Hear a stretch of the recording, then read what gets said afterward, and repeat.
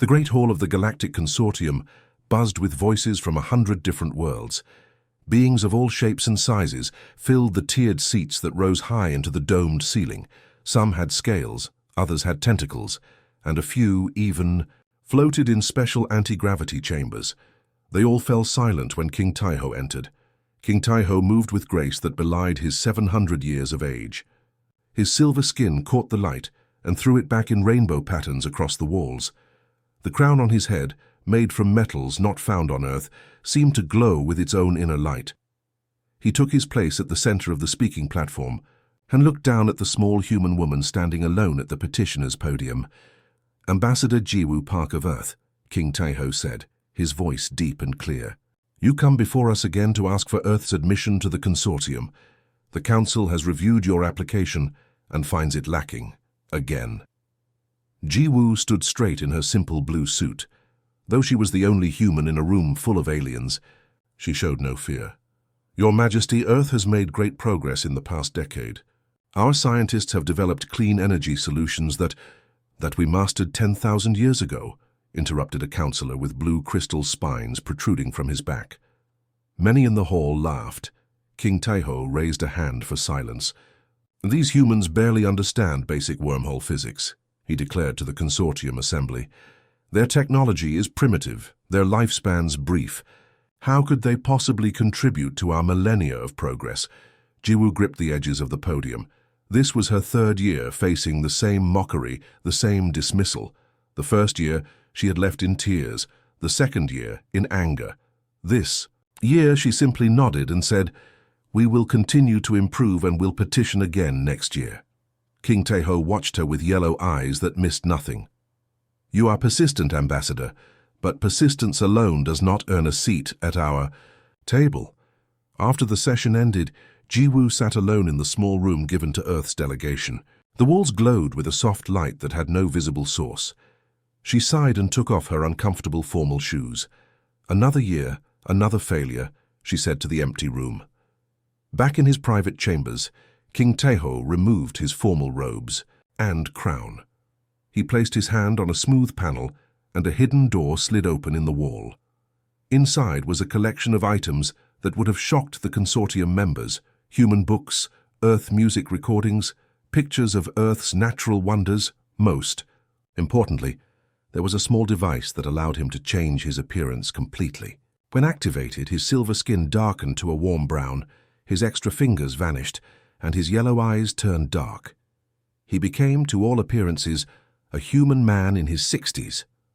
"Prepare my ship," he told his most trusted servant. "Tell no one where I have gone." 3 days later, an ordinary-looking old man walked the streets of Seoul, South Korea. No one paid any attention to him.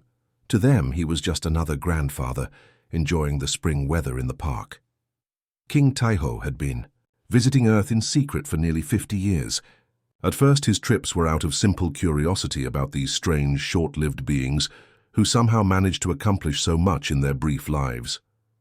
But over time, his curiosity had grown into something like admiration.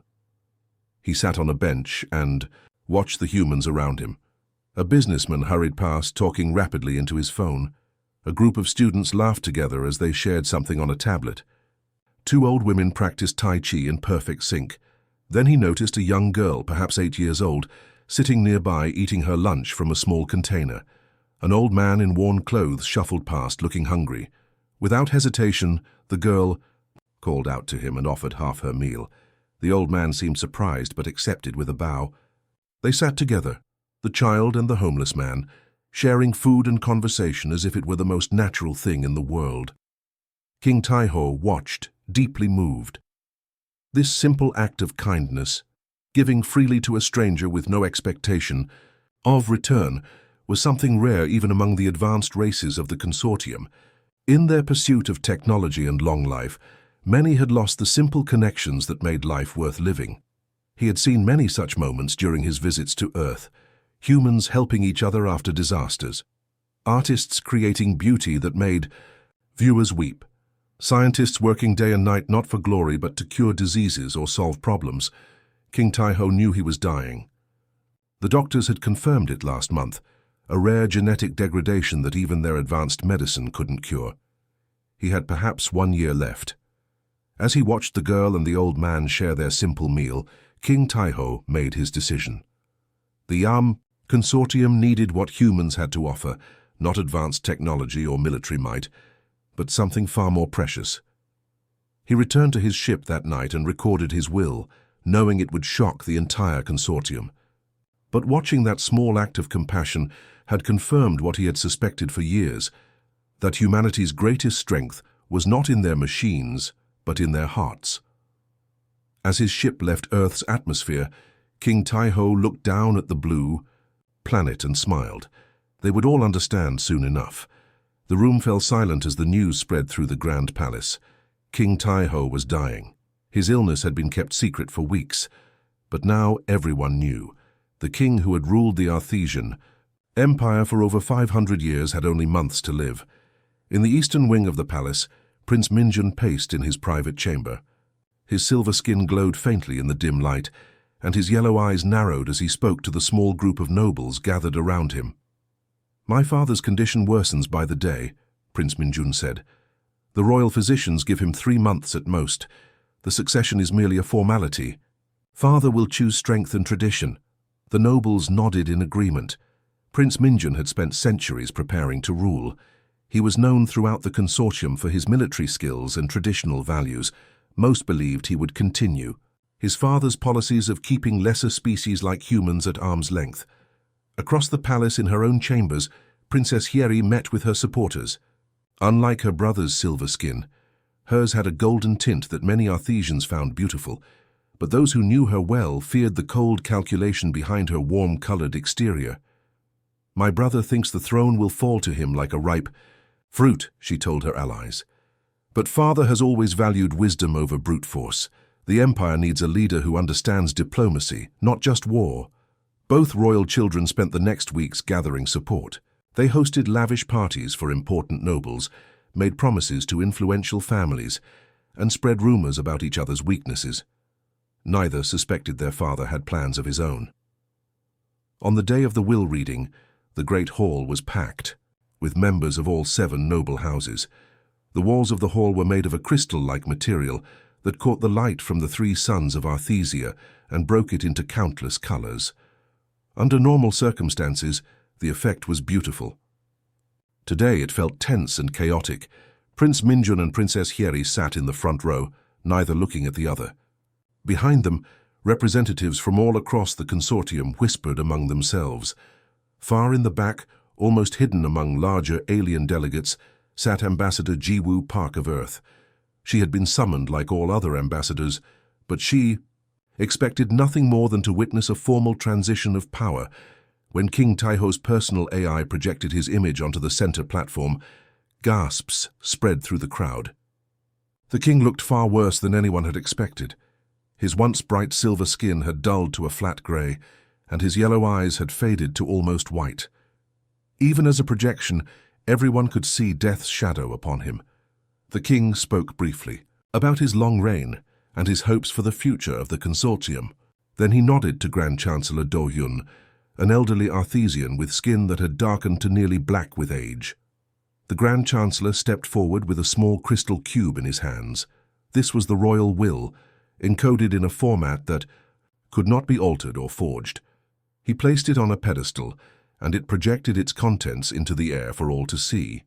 "I, Taiho, King of the Arthesian Empire, and High Elder of the Galactic Consortium, being of sound mind though failing body, do hereby declare my successor." Prince Minjun straightened in his seat. Princess Heir's hands tightened on the arms of her chair. The Grand Chancellor's voice shook as he continued reading. "His Royal Majesty King Taiho names as his sole heir Ambassador Jiwoo Park of Earth." For 3 heartbeats, the hall was completely silent. Then, chaos erupted. Princess Heir leaped to her feet, her face twisted in rage. "This is a forgery. A human cannot rule Arthesia." Prince Minjun stood more slowly, his face a mask of cold fury. "I demand verification of this document. My father would never choose an outsider, much less a primitive." In the back of the hall, Jiwoo sat frozen in shock. This had to be a mistake. She was a diplomat, not a ruler, and humans were barely tolerated in the consortium, let alone considered worthy of leadership. The Grand Chancellor raised his hands for silence, but no one paid attention. Guards had to be called in to restore order. Through it all, Jiwoo remained in her seat, trying to understand what had just happened. Later that evening, as she packed her few belongings in her small quarters, a young Arthesian guard burst through, her door without knocking. "Ambassador, you must come quickly. They're trying to destroy the kin." When they arrived at the vault, a battle was already underway. Royal guards with the king's crest fought against soldiers wearing Princess Heir's colors. The air crackled with energy weapons, and the smell of burned metal filled the corridor. "Stay back," the young guard warned Jiwoo. But before they could retreat, a group of soldiers spotted them. "There she is, the human!" Jiwoo felt something strike her shoulder. Pain shot through her body, and darkness began to close in around her vision. The last thing she saw was a group of royal guards rushing to form a protective circle around her falling body. When she woke, she was in a moving ship, surrounded by royal guards. An older Arthesian with medical insignia was tending to her shoulder. "What happened?" Jiwoo asked, her voice weak. "Her assassination attempt," the doctor said simply. "The first of 3 today. We're taking you to the royal palace on Arthesia Prime. It's the only place safe enough now." 3 attempts? Jiwoo sat up despite the doctor's protest. "Yes. Poison. In your quarters. The energy weapon at the vault and a bomb placed on your usual transport. The king foresaw this. He left instructions." Jiwoo looked out the small window of the ship. The stars streaked by as they traveled at speeds she could barely comprehend. Somewhere out there was Earth, where none of this made any sense. Here, in the heart of the consortium, she had somehow become the center of a power struggle she never asked to join. "Why me?" she whispered. "Why would the king choose me?" The doctor didn't answer, but his expression suggested he had been wondering the same thing. Some important reminders for this query, since you're adapting someone's creative writing in third-person style. Dean. Don't. Use headings as requested by the user too. Write in simple, basic English 3. Keep it to under 800 words as requested 4. You must make sure to cite with tags any specific claims based on your search results about Korean names or customs 5. Remember, this is a creative writing task, so focus on telling an engaging story based on the outline provided. The great crystal dome of the High Court on Arthesia Prime shimmered in the light of 3 suns. Inside, lords and ladies from all 7 noble houses gathered to watch the human who dared claim their throne. Jiwoo stood alone in the center of the round room. Her simple earth clothes looked plain next to the shining metal and jewels worn by the Arthesians. For 3 days she had been kept in a small room in the palace, with no messages from Earth allowed to reach her. "The law is clear," said Lord Junho, his silver skin reflecting blue light as he spoke. "Any heir to the throne must pass the 3 trials of ascension. No human could possibly pass the trial of mind," he added with a cold smile. Their brains lacked the quantum processing regions. The lords and ladies nodded and whispered. Everyone knew humans were clever in a simple way, but their minds were too basic for true Arthesian thought. "Let us begin," said Grand Chancellor Do-hyun. The floor opened up and a strange object rose from below. It looked like countless glass cubes of different colors, all twisted together in a shape that hurt the eyes to look at. It was the famous Puzzle of Eternity, unsolved for 12,000 years. "Solve this or give up your claim," Lord Junho said. Jiwoo walked slowly around the puzzle. Arthesian scholars had tried to solve it using complex math for centuries. But as Jiwoo looked at it, she saw something different. The colors weren't random. They followed patterns that reminded her of feelings. "This isn't a math puzzle," she said quietly. "It's a map of emotions." She began to move the pieces, not trying to make them fit a formula, but arranging them the way feelings connect to each other. Joy next to sadness, hope beside fear, love connecting everything. The Arthesians watched in shocked silence as the puzzle changed shape, the pieces flowing together until they formed a perfect sphere with swirling colors. "Impossible," whispered Lord Junho, but it was done. The first trial was complete. That night, Jiwoo received news from Earth. Trade routes had been blocked. Ships from rival empires waited at the edge of Earth's solar system. If she failed, Earth would likely be attacked. "You should give up now," said a servant who brought her food. "The second trial is even harder. No one expects you to pass." The next day, Jiwoo faced the trial of spirit. She was taken to a dark room deep under the palace, where a strange metal chair sat alone. "This is the ancestral memory chamber," explained Grand Chancellor Dohyun.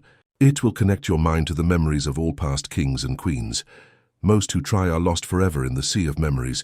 She will fail the trial of spirit," Princess Heir told her supporters loudly enough for Jiwoo to hear. "Humans are too attached to their physical forms." Jiwoo sat in the cold metal chair. The moment she did, a flood of alien memories washed over her. Thousands of years of Arthesian lives poured into her mind. It was too much, too strange, too overwhelming. She began to drown in the sea of memories.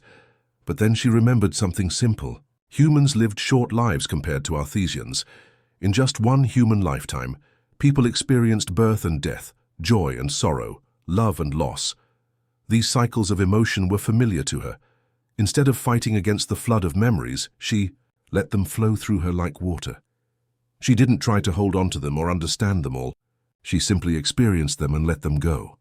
After what felt like both a moment and an eternity, she opened her eyes. The Arthesians stared at her in disbelief. 20 minutes, whispered someone. She was in the chamber for only 20 minutes. Most Arthesians spent days or weeks in the chamber during their trial, but Jiwoo had moved through the memories quickly, experiencing them fully, but not getting lost in them. "The human passes the second trial," announced Grand Chancellor Dohyun, his voice revealing his surprise. Princess Heir stormed out of the room, her golden skin flashing with anger. That evening, a young Arthesian guard named Bora came to Jiwoo's room. "You must be careful," Bora warned. "The third trial is the trial of strength. They will try to kill you and make it look like part of the test." "Why are you helping me?" Jiwoo asked. Bora's silver face showed no expression, but her voice softened. "King Taeho was wise. If he chose you, there must be a reason, and I've been watching Earth broadcasts in secret. Your people create such beautiful art." Jiwoo smiled. "Thank you." As Bora left, Jiwoo looked out at the 3 moons of Arthesia Prime. The third trial was tomorrow. She had passed the first 2, which no one had expected. But the trial of strength would be different.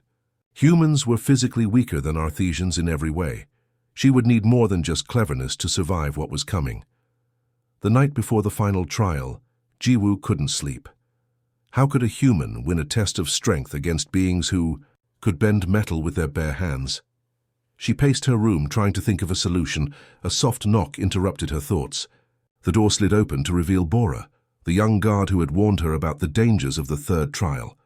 "Ambassador, I've brought someone who wants to meet you," Bora whispered. An older Arthesian with dark grey skin entered the room. He wore the symbols of the Royal Medical Team. "I am Dr. Sunwoo," he said in a low voice. "I was King Taeho's personal physician for 300 years. "Why are you here?" Jiwoo asked. "Because something was wrong with the king's illness. I've been reviewing his medical records and things don't make sense." Dr. Sunwoo showed Jiwoo a small data crystal. "These are the king's test results from the past year. Look at this pattern here." Jiwoo studied the complex charts but shook her head. "I don't understand Arthesian medicine." Neither did whoever. "Try to hide this," said Dr. Sunwoo.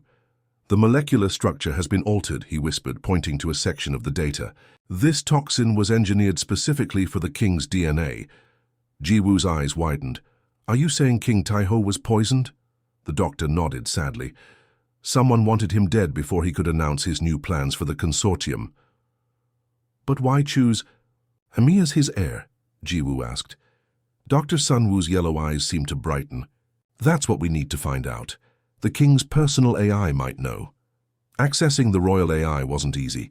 Bora had to use her security clearance to get them into a private communication room deep in the palace.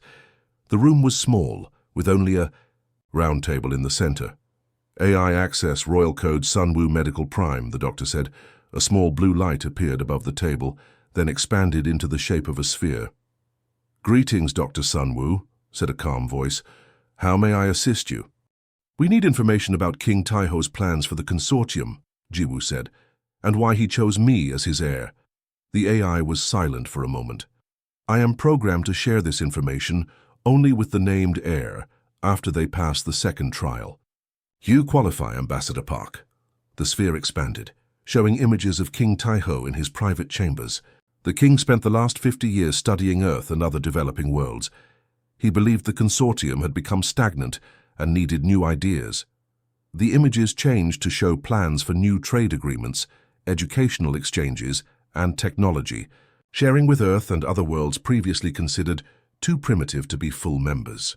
He was going to announce these changes at the next Grand Council, the AI continued, but he discovered that certain members of the royal houses were working against him. The AI showed surveillance footage from various secret meetings. In them, representatives from 5 of the 7 noble houses discussed ways to block the king's reforms. Prince Minjun appeared in several meetings, but the most shocking footage showed Princess Heir in a secret laboratory with scientists. "Is this testing complete?" she asked in the recording. "Yes, Your Highness. The toxin will target only the king's specific DNA pattern. It will appear as the genetic degradation that sometimes affects the very old." In another recording, Princess Heir spoke to a group of noble lords. "My father became weak and sentimental in his old age," she told her co-conspirators. "His plan to elevate primitive species would dilute our power. It cannot be allowed." Jiwoo felt sick. "They killed the king because he wanted to help Earth." "Yes," said Dr. Sunwoo, "and they'll kill you too if you try to continue his work." Jiwoo stared at the images floating above the table. "Can we prove this to everyone? Show these recordings at the final trial." Bora, who had been quiet until now, spoke up. "The trial of strength is a public event. All the noble houses will be there. But they won't simply let you show these recordings." "The king prepared for this possibility," the AI said. "He left special instructions and tools for his heir." The wall of the room slid open, revealing a small chamber with a single object inside, a silver bracelet. "This contains a copy of all the evidence," the AI explained. "It also has other features that may help you survive tomorrow." As dawn broke over Arthesia Prime, Jiwoo prepared for the final trial. She wore the silver bracelet under her sleeve. Today wasn't just about proving her strength. It was about exposing the truth. She would face Princess Heir and her supporters, not just as a human fighting for the throne, but as King Taiho's chosen avenger. The great arena on Arthesia Prime glowed under the light of 3 suns. Thousands of aliens from across the consortium filled the seats. They had come to watch the final trial, the trial of strength. Jiwoo walked into the center of the arena alone.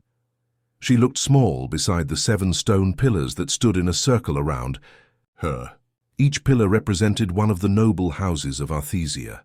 Princess Heir sat in a special box with other members of the royal family. Her golden skin shone like metal in the sunlight. She smiled as Jiwoo entered the arena.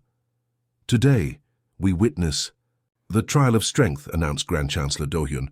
"The test is simple. The heir must touch all 7 pillars while avoiding the traditional weapons of our people." Jiwoo knew this was no ordinary trial.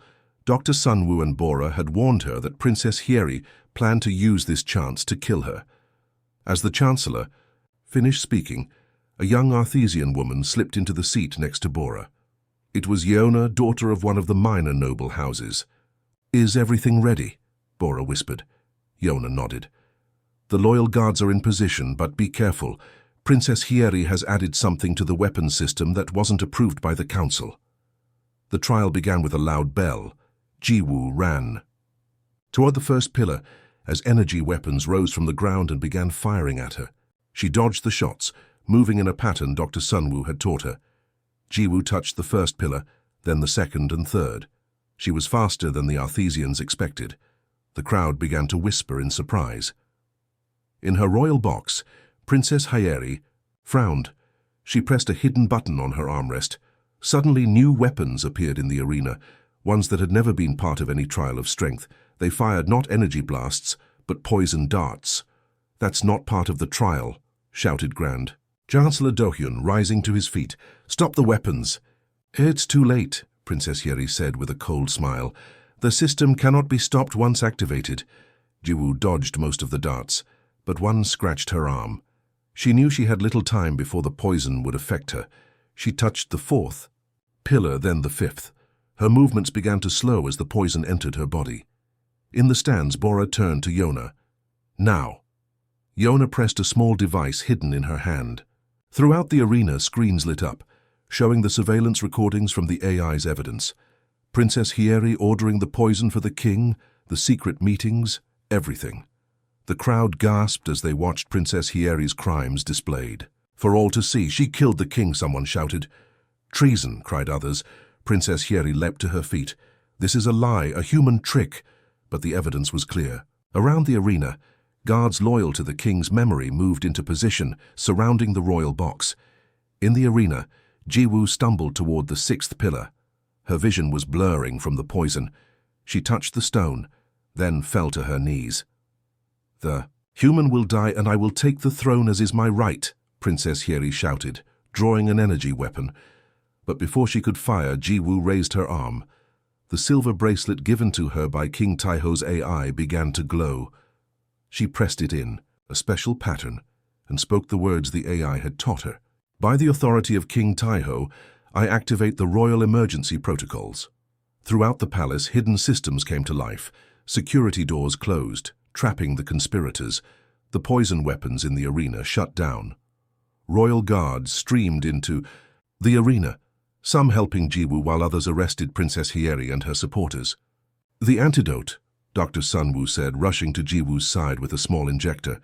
"This will counteract the poison." Within hours, the truth had spread throughout the consortium. Princess Heir and her closest allies were imprisoned.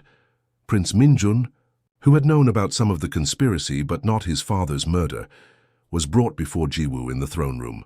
"I could demand your execution," Jiwoo told Prince Minjun as he knelt before her. "But I offer partnership instead. Help me build the consortium your father envisioned." The prince, shamed by his sister's actions, bowed his head. "I was wrong about humans. I pledge my loyalty to you, Queen Jiwoo." 3 days later, Jiwoo was crowned Queen of Arthesia and High Elder of the Galactic Consortium. She wore simple earth clothes beneath a light Arthesian royal robe, symbolizing the bridge she would build between worlds. In her first speech as queen, Jiwoo announced King Taiho's reforms. "The strength of the consortium lies not in our similarities, but in our differences. Earth does not bring advanced technology. We bring new perspectives." 5 years passed. Under Queen Jiwoo's leadership, the consortium changed. Earth and other young worlds joined as full members. New ideas flourished, trade increased, old enemies became partners. One quiet evening, as Jiwoo worked in the king's old study, she found a small book hidden in a secret drawer. It was King Taiho's private journal written in his own hand. She read his final entry. "I have lived 10,000 years and grown weary of our stagnation. In humans, especially in Jiwoo, I see the spark that once made us great. Their brief lives give them urgency, compassion, and innovation. They are not our lessers, but our renewal." Jiwoo smiled as she closed the journal. Outside her window, she could see ships arriving from all over the galaxy. Many carried students from worlds that had once looked down on Earth, now eager to learn what humans could teach them. The species that once mocked Earth now sent their brightest to study there, learning what the youngest members of the consortium could teach the oldest.